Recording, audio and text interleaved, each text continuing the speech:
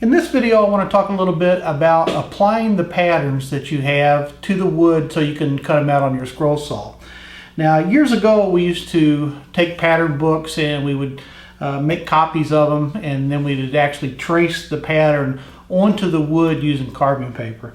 And that was time consuming, and it also didn't give you a very fine line when you went to your saw to cut, so it wasn't very effective. Several years ago, I started using another technique where I use spray adhesive and actually print out the pattern or make a copy of it and apply the pattern to the wood with the spray adhesive. So I want to show you that and go through the supplies that you need to do these techniques and give you a little better idea of just how to do this. Okay, let's start by talking about the supplies we need. First of all, you'll need some temporary spray adhesive, and you can pick this up at almost any department store. Of course, you'll need your printed pattern and the wood that you're going to apply it to. Those are all pretty obvious.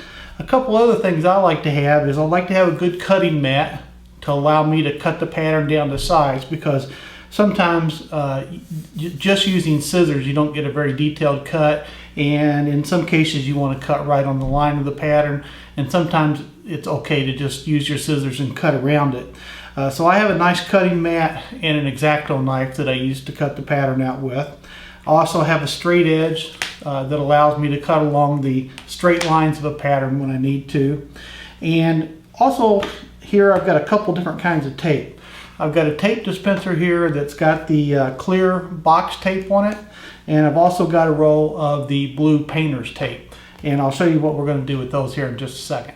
I've got some practice patterns here that I want to cut out and apply to my wood, and I've got some scissors here, and this particular pattern that I want to cut out is just a circle, so it's no problem to just go ahead and cut this one out with your scissors and leave yourself just a little bit of room on the outside of the pattern, and we'll apply that to the wood here in just a second.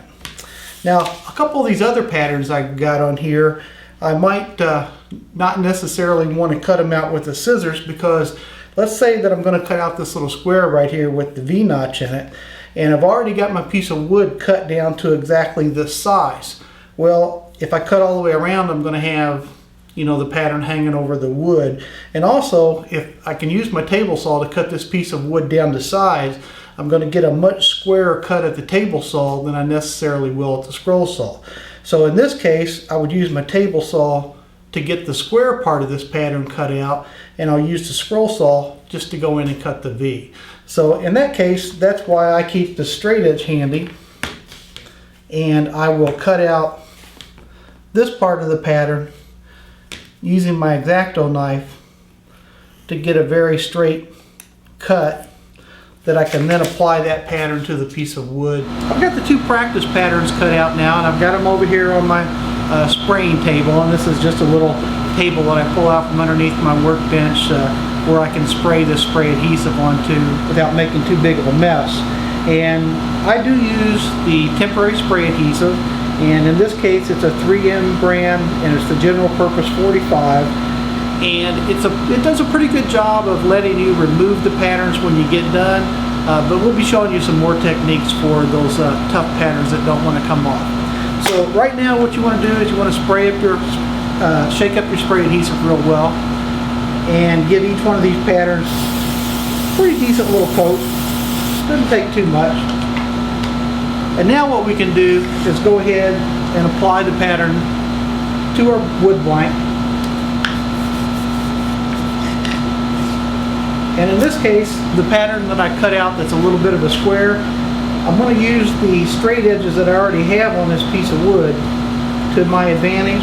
So I'm applying the pattern right down here in the corner, and that will just let me only have to cut this one side plus the V cut that we want to make on this particular pattern. Now I want to talk about the reason for the two different types of tape I have here.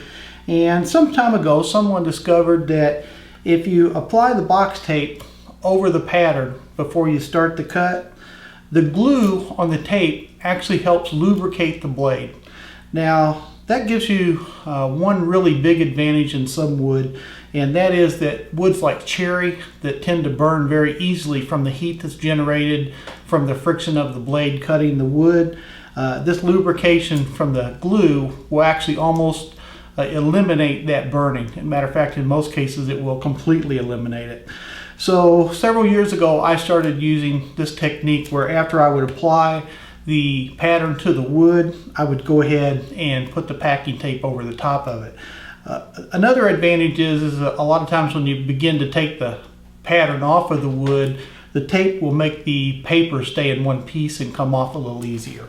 So what I'll generally do is on pretty much every project that I cut, I'll just go ahead and take the time to apply the packing tape over the pattern. Just as simple as that. Okay, the blue painter's tape is just the opposite from the box tape, and that is I've got a pattern that I haven't glued to the wood yet, and what you do with the blue painter's tape is you actually lay it down first on your blank of wood,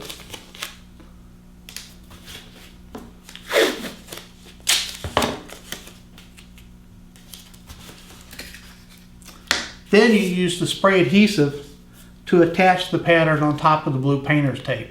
And it gives you the actual same benefit of having the glue that lubricates the blade, but it has one more really big advantage, and that is when you get ready to take this pattern off, it will always come off very easily because you're just removing the temporary painter's tape from the wood, and makes it very easy to get the pattern off. And I'll show you that after we do some cuts.